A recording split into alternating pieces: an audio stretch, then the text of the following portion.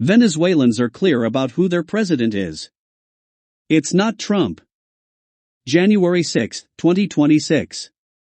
The ecstasy of happiness many Venezuelans felt at the dramatic U.S. military removal of Nicolas Maduro was quickly tempered by fear of what comes next. The White House released images of the Venezuelan president blindfolded and in handcuffs en route to New York, where he and his wife, Cilia Flores, will face narco-terrorism charges. President Donald Trump announced that his administration would run the country until a safe and judicious transition could be arranged. Trump suggested Maduro's deputy, Delcy Rodriguez, now acting president, would likely oversee this transition, praising her willingness to do what we think is necessary to make Venezuela great again. He dismissed opposition leader and Nobel laureate Maria Corina Machado for lacking sufficient respect and failed to mention Edmundo González Urrutia, the opposition candidate the U.S. itself recognized as Venezuela's legitimate president-elect after the disputed 2024 election. Trump was explicit about his priorities. U.S. oil giants, he said, would invest billions to repair Venezuela's oil infrastructure and extract a tremendous amount of wealth out of the ground.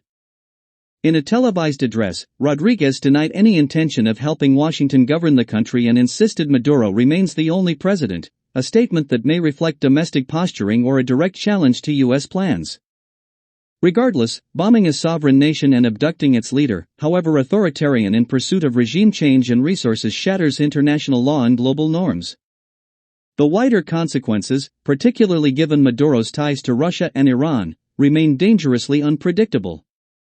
Inside Venezuela, residents are quietly stocking emergency supplies while paramilitaries patrol the streets. As one Caracas resident put it, people are now forced to consider whether Trump will be our president. Analysts warn this is not liberation but a shift from internal authoritarianism to external control. Oil cannot be the organizing principle of a political transition, says political analyst Maria Corina Roldan-Robles. This is not a clean break but a U.S.-mediated reconfiguration that preserves the old power structures.